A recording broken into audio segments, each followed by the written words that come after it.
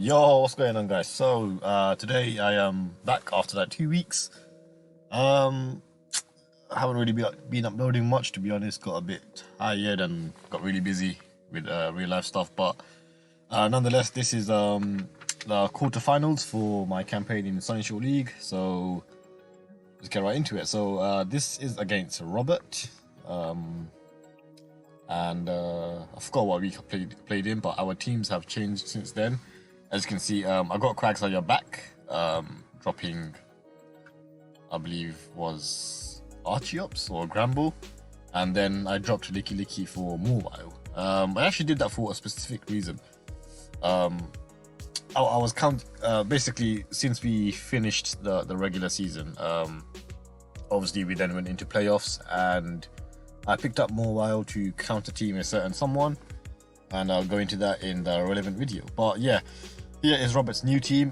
Still has the Hooper, but now he's got like Mega Altaria, Keldeo, Tornadus, Salazzle, and of course then my team is on the right. So let's get right into the team build. So crap, where is it? So many teams. Let's see. No,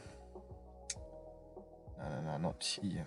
Little spoilers here, but this is the new leagues. EMBA week 1, 2, 3, 8-bit. Where is it? There it is. Cortez Robert. Alright, so we start off with especially defensive Quagsire. So to be honest, I don't remember. This was like 1 year ago now, and to be honest, I can't remember too much about like what I was doing with this build, because when I look at it now in hindsight, it looks kind of weird. Like, I feel like I could have done like other things, but nonetheless, I guess it was solid. So yeah, we start with Spadef Quaggy. Now Spadef Quaggy is there to like I guess it's like a hard counter to Ribombi. It's a primarily it's a hard counter to, well, it's counter to Mega Altaria. So as you can see, looking at my team, I don't really have like true counters to Altaria outside of Quagsire, because like, Mobile, Mega Scizor, they get fire blasted. Everyone else just gets like returned with the pixelate return. And yeah, so Spadef Quaggy, like, it had enough natural defense with Unaware to check like physical Mega Altaria, and then the Spadef itself like made it able to tank Hyper Voice if it was running that. So yeah, I guess that's what Quagsire did. But other uses, like, it counters Rhyperior, it counters the Lazzle. It can kind of switch into like Tornadus, and I guess it can also like double as a switch into Keldeo. So yeah, that's what we started with. Spadef Quagsire, we just have Earthquake, Stab, Ice Punch 4 would be I guess Tornadus to incarnate and like hit Mega Altaria on the switch when it's in regular form. And yeah, so we have those two, and then we have Toxic to, it's just the other spammable, very easily spammable move to put everything on a timer. And yeah, then we have Recover for the longevity. So yeah, that's what Quagsire did. Next up we have Slowking. So yeah, we do have like two bulky waters in this matchup, and I believe the reason for that was like, essentially, like, they both supported each other, and with them two, I have like pretty much his whole team checked. Like, if you think about it, like these two have no problem together, no problem countering Mega Altaria. They have no problem countering Keldeo. And together, like, they can take on like sub-toxic Salazzle and all that kind of stuff. Rhyperior obviously countered it with Quagsire and this physical defense. Tornadus is like, we can play around that with like Slowking, Coco, Gudra. Yeah, I mean Rotom, Ribombi, all of that. Literally, like, these two alone like basically covered all of his offense. So that's why I went with like double bulky water. So that one or the other does not get overwhelmed. So yeah, and the set itself. So we have his def, because we don't really need that much the def. We already counter like Keldeo. We can take on Special Altaria with his natural bulk, and so on. So we have Scald as general stab, Flamethrower to lure Ferrothorn, because I just felt like hitting it, lowering out like that would be really helpful in this matchup. and like I didn't really need like Psychic Stab or Ice Beam. It wasn't that important. And then we have Slack Off and then Toxic for the same reason. So that's how we started with the double bulky waters. Next up we have Drapion. This one's just like I mean it's the same reason I bought it last time. It's literally just there to counter Hooper Unbound. So it's like the exact same set, exact same EV spread. Knock, Poison Jab, Toxic, and then Leech Life for the 1 KO on Hooper and give some little recovery. And so that's what Drapion did. I guess it also helped against like random Shatu, and it can annoy like Porygon 2 with Knockoff and Toxic and all that kind of stuff. But yeah, mainly it's just there for countering Hooper Unbound. So like with these three, everything is like countered. So next up we have a Goodra. So I'm not really sure what this thing is doing here. Like I'm looking at his team and I don't really know why I decided to bring Spadef Goodra. Like I have everything counted at this point, so I'm not really sure what Goodra does. This is not a good upload, but yeah, I'm honestly not sure. I guess it's just there to like help out so the other two don't get overwhelmed. And with that Spadef, like you can easily switch into like Tornadus. I guess like Porygon as well. Goodra's just there. I guess it also like prevents Ferrothorn from going for like Leech Seed with Sapsipper. And we have Dragon Pulse Stab, Flamethrower for Ferrothorn, and anything else like Ribombee. So those two were like all I needed. Then we got Toxic, and then we just have Life 2. So I know Life 2 is a bit rubbish, but I just thought it could be quite useful in this matchup. Like even though it doesn't recover, it only recovers like 25%. I just thought like that little bit of longevity might be useful. And the spread itself, we just have enough Spadef to like take Hurricanes from Tornadus 3 and like forever. And then like the rest in defense to not get completely screwed over by physical attacks like Secret Sword Keldeo or Gyro Wall Ferrothorn. I believe the speed is just like creeping Rotom Wash and all that kind of stuff. So next up we have Mega Sizzle. Mega Sizzle is just like here as like a revenge killer to like Mega Altaria. I guess it revenge kills like I don't know, Quiverdon to Ribombee. I mean mainly it's there for Defox because he has Stealth Rock and Spikes Ferrothorn. He has Sticky Web Ribombee. So Defox was like really important in this matchup. So that's what Mega Scissor was primarily there for. And then itself is just like looking at it like I go max attack, like it hits everything really hard. We Bullet Punch / Superpower the Hooper, we Bullet Punch Mega Altaria, Superpower Ferrothorn. It just hits like everything really hard and it's bulky enough to like wall a lot of things. So that's what Mega Scissor did, provided defog, and it was just like a good switch into like many things, and it was something that can hit back hard. So we just have like standard max HP, max attack, and just a little bit of speed. So I guess with those 5, like I have his team like covered so well if you think about it. Like Hooper Unbound hard countered by Drapion. Altaria is like so countered. We have Quagsire, Slowking, Mega Sizzle, Ferrothorn. We have plenty of flaws with that Flamethrower, Slowking, and Goodra preventing Leech Seed and all that kind of stuff. Keldeo is like hard countered by Slowking. Salazzle, like between Quagsire and Slowking, that regen Slowking, we can just like play around Subtoxic all day, and any other set we just hard counter. Rhyperior, we have Unaware Quagsire, we have Fizz Def Slowking, we even have Mega Sizzle. So Tornadus, like we even have like Tapu Koko, we have Spadef Goodra, we have Slowking, Rotom Wash, we have like Goodra. We have Quagsire as well. Spadef Quagsire can take Hydro Pumps like with ease any day. So that's one thing you can do. It blocked Volt Switch, it blocked like Hydro. Well, I mean it tanked Hydro. And obviously Porygon 2 is just not really an offensive threat. Ribombee is hard covered by like Sizzle, Spadef Quagsire, and then Satu's just there. So yeah. So, you know, with those 5, like, I have his team so hard counted, so I just thought, you know what, let me just add a little win condition, and that was Tapu Koko. So, yeah, this Tapu Koko, like, was just so good against him. You should just look at the set. So, obviously, this was before the DLC came out, when the Tapus had, like, you know, play rough, close combat, and all that kind of stuff. So, yeah. This Tapu Koko set, so we outspeed Ribombe, we have max attack, and then we had the rest in special attack for Grassnot. And yeah, we have expert belt, so obviously wild charge, stab, under terrain will do a shit ton to Hooper. We have play rough for Mega Altaria, we have close combat for Ferrothorn, we have any stab for Keldeo, we have wild charge for Salazzle, really frail, probably gonna get 1 KO'd.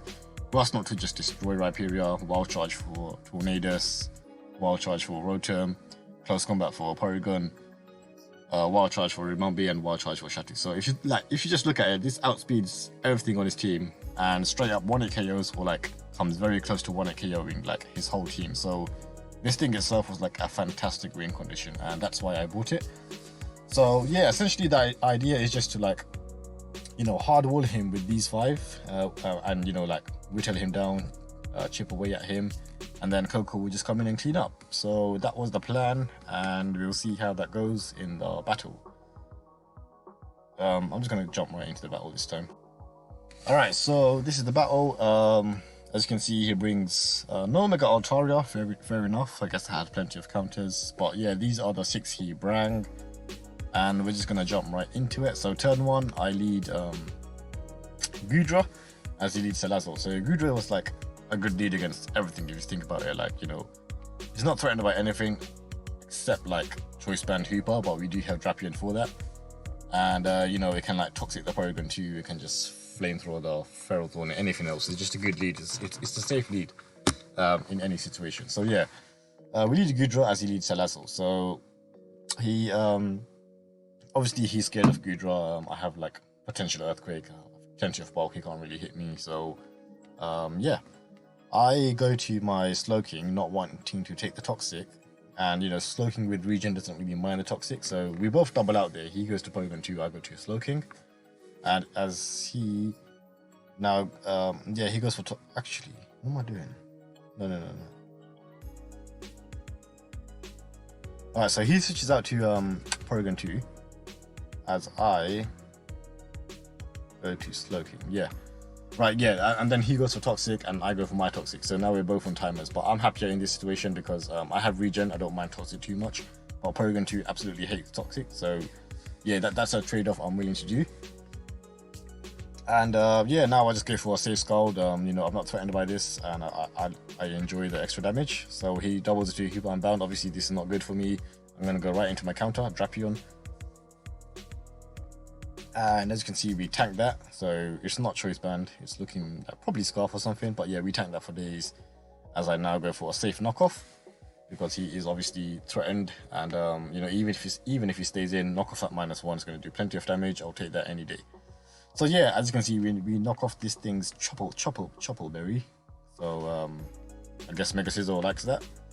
And yeah, here I go to my Gudra, not wanting him go for Leech Seed, and as you can see, it pays off because now I prevented recovery, and he doubles out, obviously fearing Flamethrower, so it goes back to Porygon 2, fair enough. And I'm gonna go to Scizor. So I go to Scizor there because I don't want Gudra to get Toxic, and Scizor is immune to Toxic, and Porygon 2 can't really threaten Scizor at all, so it's a safe play for me to make. But he teleports out and goes to Salazzle, so obviously I have to switch out here, and I go to Slowking, the safe play. And yeah, now he's gonna go for his sub-toxic shenanigans, but I am ready for that. I have Regen Slowking and I have Quagsire in the back. So yeah, he's gonna keep doing that kind of stuff. I'm just gonna break his sub. When the toxic damage gets too much, I'm gonna double to Quagsire, I believe. As he goes for his sub, yep, I go for my Quagsire. And yeah, this is what I meant in Team Builder. So the reason I bought 2 bulky waters is because they can support each other perfectly. So for example, if I had only Slowking, then Slowking will easily get overwhelmed by this thing, because you know, I won't be able to switch out to something else. But you know, between the two of them, I keep the toxic damage low, and I make use of regenerator. So yeah, so I go to Quagsire. He tries to protect, and obviously he can't. He has to switch out there because he's not behind a sub, and I can easily just earthquake. So he goes to Porygon 2 on my earthquake, and yeah, this thing is just getting chipped away slowly, and I just switch out, not wanting to take a toxic. Because he just, Quagsire not being toxic is just helpful to like take on Salazzle and everything else better. And I just go back to Slowking to, because, it's at full health, and I don't really lose much by going to it. So yeah, he goes for recover, gets some recovery back as I go for Scald, and he teleports out now to Hoover Unbound. And I'm just, obviously, in this situation, we'll go back to my Drapion and take only 21% after leftovers or Black Sludge, and I'll just go for a safe. Oh no, I'll double to Gudra. So yeah, I predict him to switch out there, and I double to Gudra on the Ferrothorn, threatening him with Flamethrower, and now he goes back to Porygon 2. So yeah, I go for Flamethrower. This thing is just gradually getting chipped. I stay in here because he's out of range with like Dragon Pulse. If he decides to Toxic, and I go for Dragon Pulse, he'll die like the next turn, so he's kind of like forced to recover or something. But yeah, he does recover straight away, making the right play there, I guess. And I go to Drapion on the what I thought would be Toxic. So I go Drapion here because I want extra Black Sludge recovery just to keep it longer for Hooper. So yeah. But yeah, he teleports out, so fair enough, and I just go back to Gudra on this Tornadus because obviously I don't want Drapion to be knocked out by this Hurricane, and my Gudra being Spadef has no problem taking this off. And yeah, misses the Hurricane, but yeah, that would have done nothing anyway. And yeah, I'll just go for a Dragon Pulse there to chip away at the Taunt, but he does switch to Porygon 2. And now he goes for Toxic. So yeah, because he did that, now you can see that he's very worn down. And yeah, he can't really like recover much health at this point. So even though he Toxic me there, I don't mind because now I'm kind of like killing this off, and that's just going to speed the game up. So yeah, Dragon Pulse, and yeah, he will recover, but Toxic is just increasing in damage, and he's just getting chipped away really hard. And I Flamethrower there. So yeah, so that was it was like a half prediction because in that situation, because he's taking so much damage from Toxic, I can just Flamethrower and get some damage. The damage difference between Dragon Pulse and Flamethrower is not that big at all, and I was more relying on Toxic damage at that point, so going for Flamethrower was a safe play regardless. And of course, as you can see, if we did double to Ferrothorn, which he did, it will pay off. So yeah, I nabbed that 1 KO on this semi prediction, and Ferrothorn is now dead, so that's great for me, I guess. It speeds up the game. He goes to Hooper. I'm going to keep that Gudra. It's still really useful against like Tornadus. And yeah, I just go to my Drapion on this and force it out. So yeah, we are getting quite low on Drapion, so it's getting a bit worrisome. So I believe I go for a knockoff here. On the obvious switch out, he does send him Rotom Wash at this point. So yeah, knockoff was good there because since Ferrothorn was gone from the game, like knockoff would punish him in any scenario. I either like do massive damage on the -1 Hooper, or anything that comes in is gonna lose its item. Porygon 2 loses Eviolite, Tornadus loses whatever it's running, Rotom Wash loses leftovers, as you can just see happen now, and Salazzle absolutely would hate to lose his Black Sludge. So yeah, that happens. Now this Rotom Wash is losing its leftovers and is at 78%. So I go to my Quagsire because Quagsire is like a hard counter to this, being Spadef and being immune to like Volt Switch and not minding the Wisp too much. So yeah, and I just go for a Toxic here. Yeah, so Toxic was like safe there because like it just puts like everything on a timer. But yeah, he does double to this, so fair enough. Well, yeah, no, so yeah, now I just go to Sizzle because like again, Sizzle is like a safe situation to this, and I'm getting like a bit impatient. I just want to rush the game up, so I go to Sizzle because Sizzle can threaten this hard with the Adamant superpower. So Gudra and like Quagsire, they're not doing much damage to this at all. So I just go to Mega Sizzle to just hit it hard to really kill it off. And yeah, so he does fear the superpower and doubles to Rotom Wash, and that takes some decent damage from superpower. We know it's Fizz Death there based off that damage. And yeah, but he does go for Pain Split, so that is quite annoying now, because he gets nice health back there. Now he's just going to double to Porygon 2. I'm going to recover to keep this healthy. I do need it healthy. It's still useful in this matchup. And yeah, I just Earthquake there because, again, now that I'm burnt, he can't Toxic me, so I don't fear the Porygon 2 at all. So in that situation, I can just stay in and like chip away at it while Toxic damage racks up. So yeah, that's what I do there. He goes to Tornadus T. I'm not going to stay in here in fear of Grass Knot. In fear of Grass Knot, I won't stay in, so I go to Goodra. And as you can see, he goes for Hurricane, which does 33. So that's a bit of damage, to be fair. But yeah, doesn't really matter. We are just going to Dragon Pulse as he is forced to go to Porygon 2. Goodra is getting low, but yeah, I go to Drapion here because I want to like force this thing out with Knockoff. And again, Knockoff is like a very rewardable play in this scenario. So yeah, we go for Knockoff. I think, yeah, I knock off here.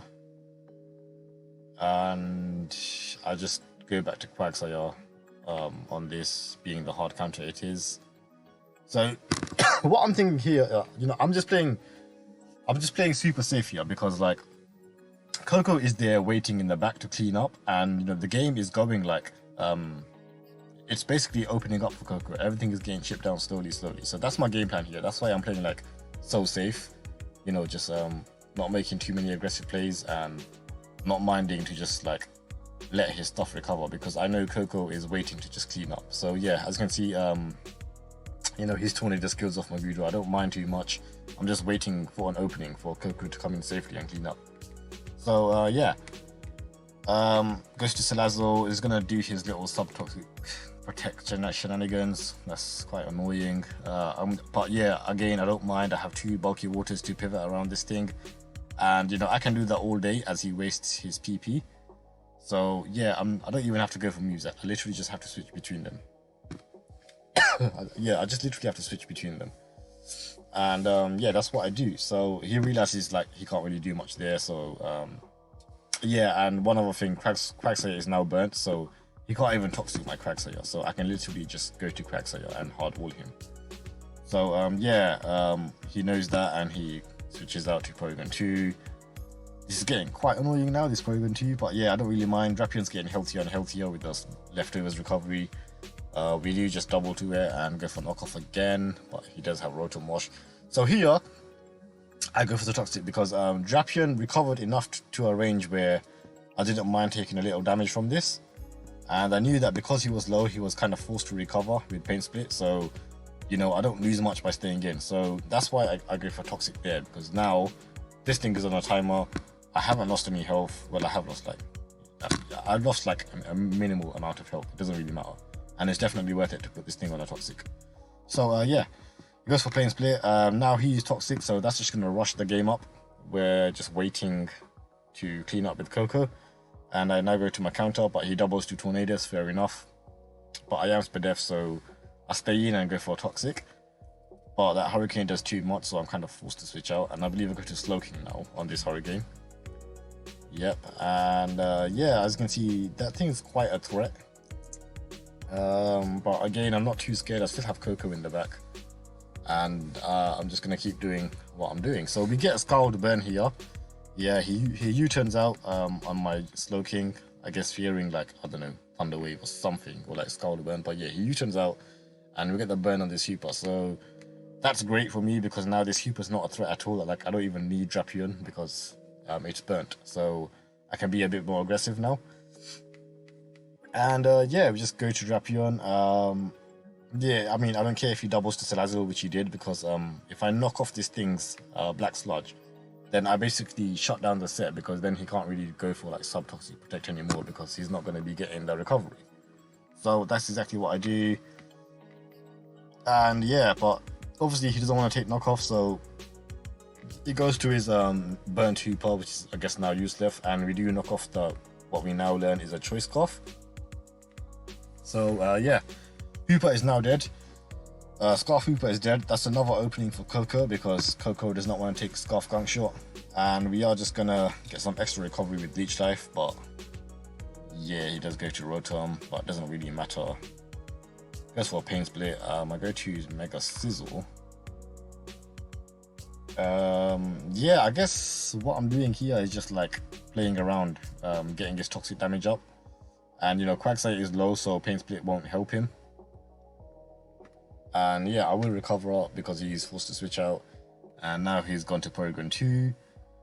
Of course, Mega Sizzle is a safe switch into that. I can force it out with Superpower, but he does go for Teleport. So yeah, now he's gone back to this Tornadus, and I believe I should go to Slowking here. Goes for Hurricane, misses. Yeah, but you know that is the risk you take in Team Builder when you want 70% accurate moves. Can't really be sorry about that. Like that's a risk you chose to take. So yeah, yeah, because he misses, I can slack off there as he U-turns out. So fair enough. And he goes to Porygon 2.